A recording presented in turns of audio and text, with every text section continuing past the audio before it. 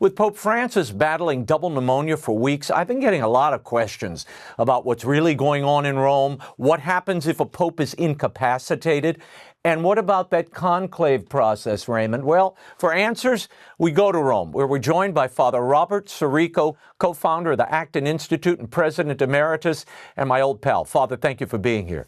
Good to be with you on this format, too, this forum. Thank you. It's exciting. Kind of fun. A little looser than our normal interactions. Look, you knew the last few popes personally, Father. Yeah. Tell me where we are in this moment.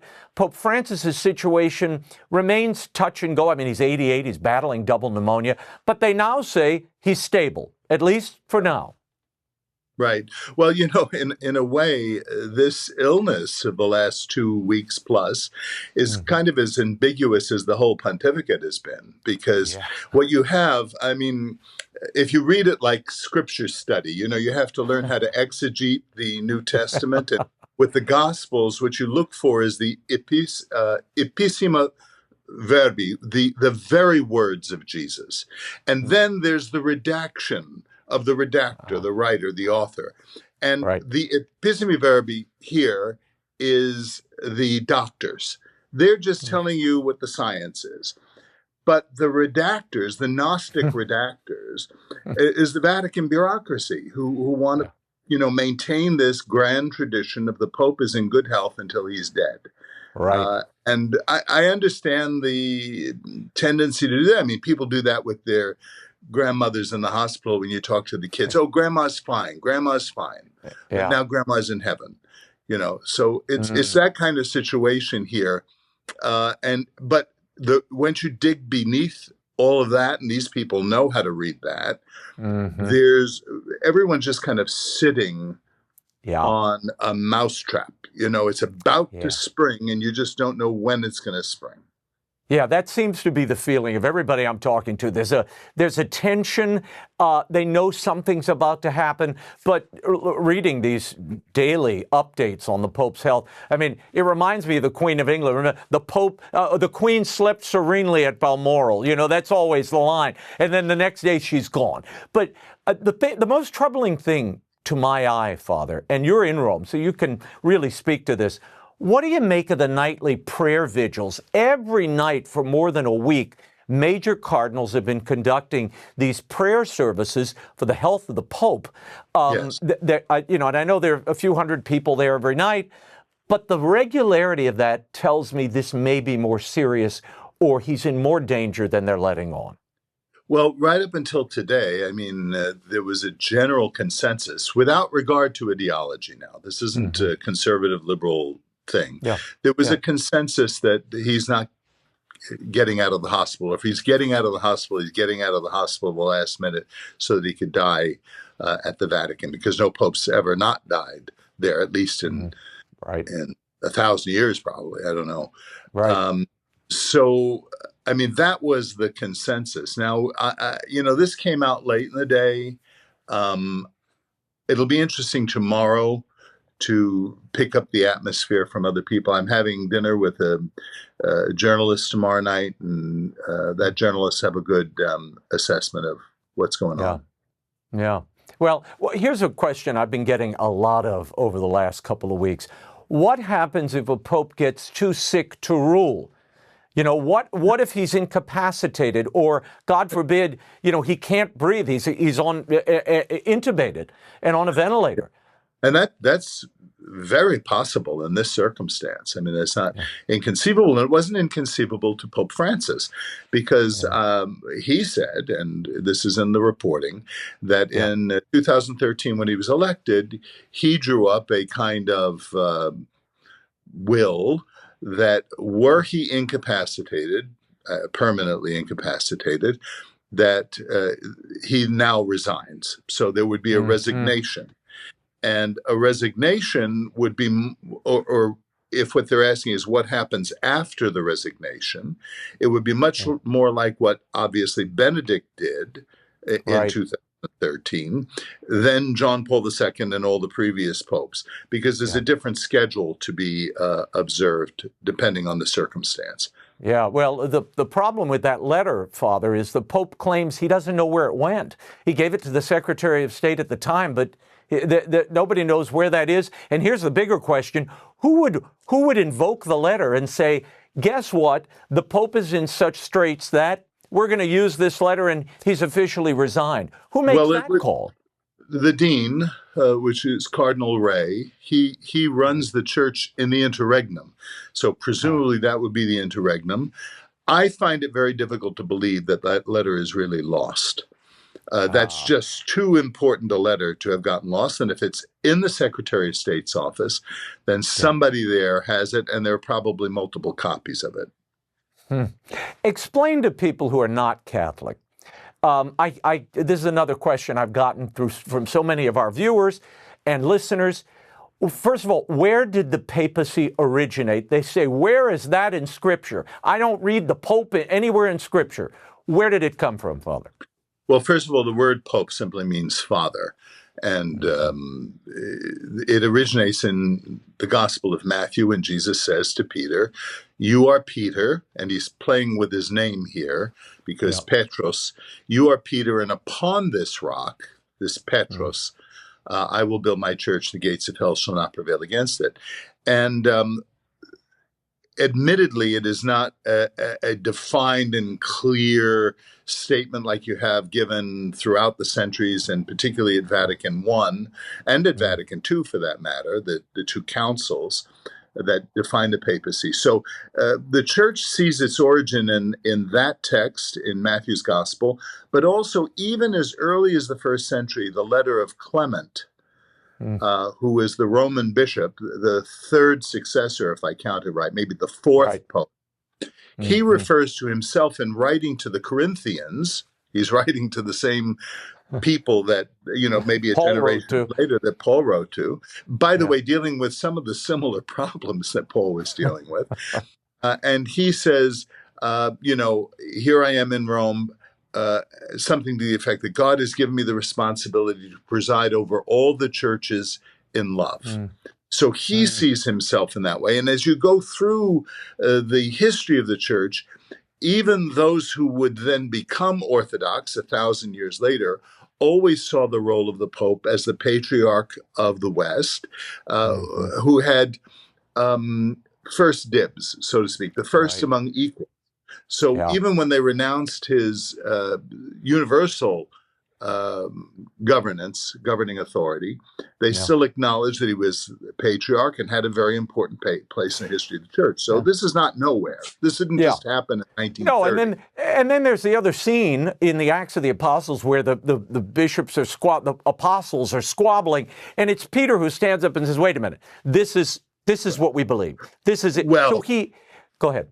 No, I was going to say he's the first to speak at Pentecost. He's always, when the list of the apostles is given, he's always the first on the list. So I mean, something's there. Granted, it develops as all church teaching develops. The Holy Trinity, the belief in the Holy Trinity. The word Trinity isn't in the Bible. For that matter, the word Bible isn't in the Bible.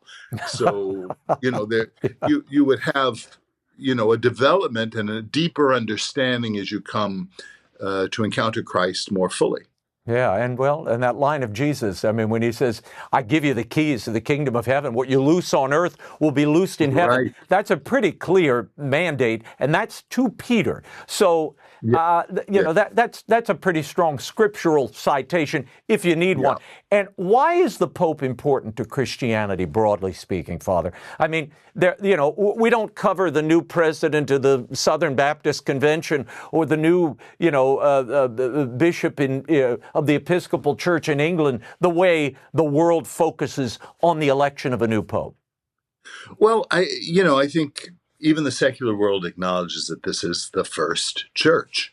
This is, St. Peter's Basilica is built over the bones of St. Peter. It's right there. And here he is, right in the vicinity of that first pope. So I think there's a historic sense that this role is significant.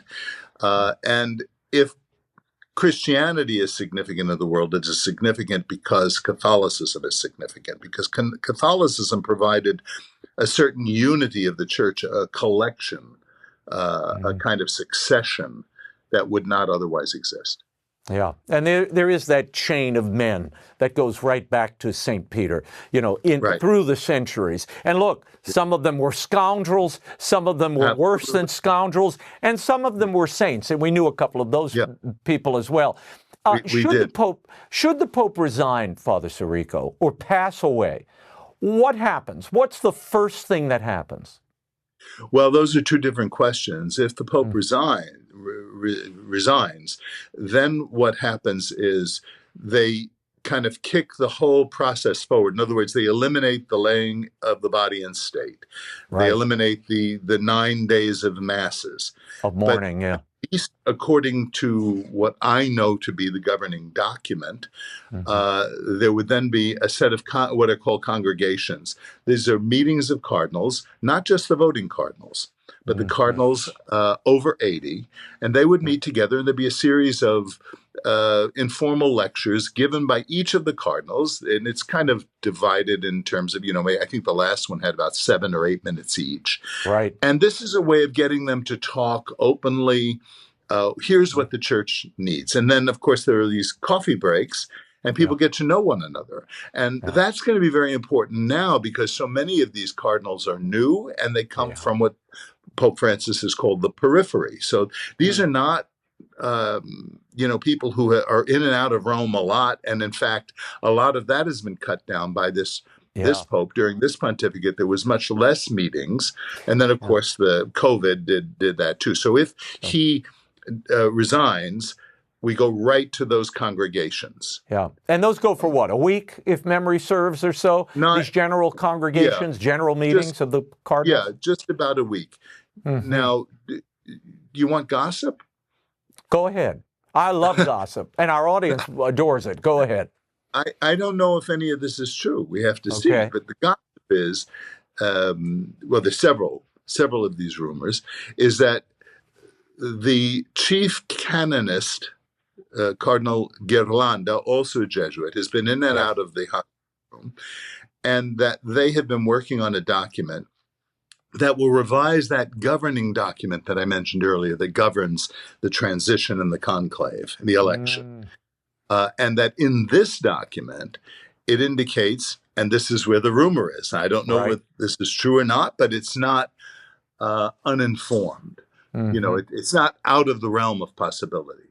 That would say that there won't be these congregations, or if there are these congregations, they will follow the method of meeting that the Synod had, which is rather than just a series of conversations and lectures by the cardinals over X number of days, that they sit around a table with 10 people and all express themselves, say a little prayer, and then have it all redacted. And then the redactor would say, this is the consensus at the table. So the rumor is it's controlled speech like the Synod, rather than an open conversation among equal cardinals.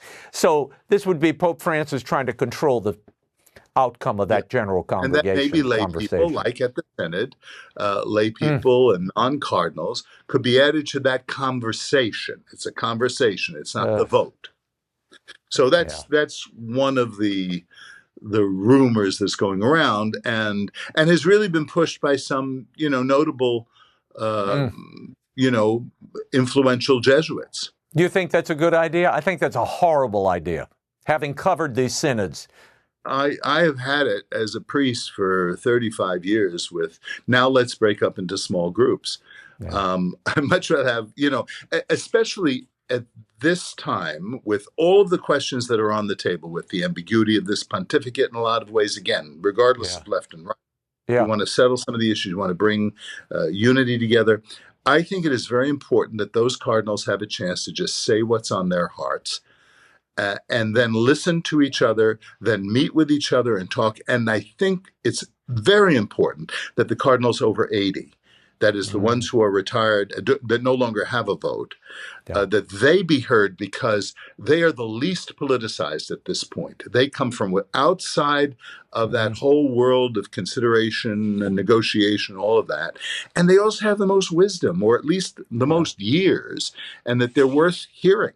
Yeah, well, those general congregations, again, that's where the mind of the cardinals kind of takes shape. I mean, that's what happened in the last two conclaves. The big issues that the church should be dealing with kind of come to the fore, and that's when they meet each other. As you said, it's kind of a getting to know you session.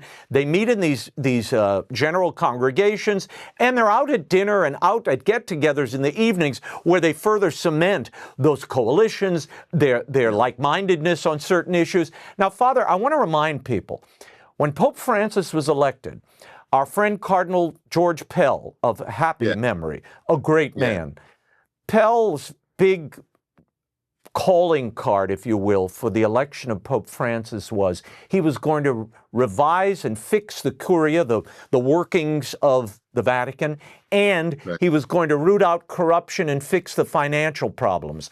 One could argue neither of those things have happened. In fact, just the opposite. In many cases. There's still a trial going on, and one of the chief culprits who has been found guilty by a Vatican court is a cardinal who has had his voting privileges removed. So this is ongoing. They never did the audit that Pell had begun. So that certainly, and as to reviving or renewing the Roman Curia, I invite you to come here and talk to me. They'll talk to you because they're so afraid right now. There's the one true thing is that these curial officials don't want to pop their head up. It's very nerve-wracking. This period is very nerve-wracking. So no, neither of those. And then, of course, the sex scandal still leaves a lot of untied loose ends. No. Well, briefly run down what happens in the conclave. So after a week of those general congregations, those general meetings, then the cardinals go and they're locked away in the Sistine Chapel. Tell people quickly about that process. Before they do that, they go into prayer at the chapel of St. Paul, which is just basically across a corridor or a room from the Sistine Chapel. When they're done with prayer for the election of a new pope, they process in singing the Veni Creator Spiritus, which is really beautiful. You want to see a great rendition of how this is done. I refer you to Not Conclave, which is all. I'll talk about that if you want. Good, yeah, we will. But the shoes of the fishermen. Because they show it so beautifully done. And then Conclave, this is the with the key. Everyone who is not a cardinal is thrown out of the Sistine Chapel, and they close the door and lock it. And these men then are there praying and voting. Now, there's a little bit different now because they have the house, Casa Santa Marta, which is, you have to take a bus to get to it. So to keep the or the cloister of the conclave, they're not to with anybody. Their phones are taken away, no outside communication, nothing that would influence them. And they take an oath that they will vote for whom they believe God wants them to vote for. Well, as you mentioned, conclave is with the key. They lock them in with the key, which is what that term refers to. But I like the old days, Father, where they brought out the cots and lined the halls of the Vatican museums and made them stay there uncomfortably. They're sharing bathrooms. And the discomfort forced them to come up with a pope. But you mentioned conclave. What did the movie get wrong? The color of the cardinals' robes. That was the most visible and obvious thing. Did you see that? I did. I saw it. They were dark. Did you notice that? Yeah. It annoyed me throughout the whole movie that they couldn't even get that with as much money and great actors who were playing in it. There's no doubt about that. That they couldn't get the color of the robes. And then also the whole tone of the way the cardinals would speak with one another. It was so stilted and so written by people who obviously have not been around. The people who have been around the church are the people who designed those sets. that had a real feel for the way things kind of go inside the Vatican. And look, but Harris, who's the author of the thing, should have stuck to Pompeii. His book on Pompeii is wonderful, but he should not have done this. It's an embarrassment. It's superficial. It's a stunt ending. And I found it boring, I have to tell you. They did capture some of the movements of the ritual, but the way they imparted them, they were so stilted. I was bored to tears, I have to tell you. Until the explosion went off near the end, I was practically sleeping. Yeah, that woke me up too. But yeah. And they didn't show the smoke backing up into the Sistine Chapel. That happened the last conclave. I remember Cardinal Pell telling me about that. Yeah, the smoke came back. They tried to light it and close the door, and the smoke came into the Sistine Chapel. Which wasn't working. That might have been an indication of something. But tell me, what are the major features that you're going to be looking for, or you think the Church should be looking for in a new pope? I mean, you briefly touched on some of the challenges, the ambiguity, this synodal thing. There's that horrible China deal, the targeting of bishops, Father Sirico, like Strickland and Dominique Ray in France. These are two great bishops who were sidelined because they dared to raise questions about what's happening, and God forbid, they're Orthodox traditional bishops. Yeah. I think, just on that litany that you just gave, what we need is a pope who's going to be a unifier, which is what the role of the pope is to uphold your brothers. So I think we need a personality that will let the dust settle. I know some people who are more traditionally minded want a Catholic Doge. They want somebody to come in with the meat cleaver and clean it out.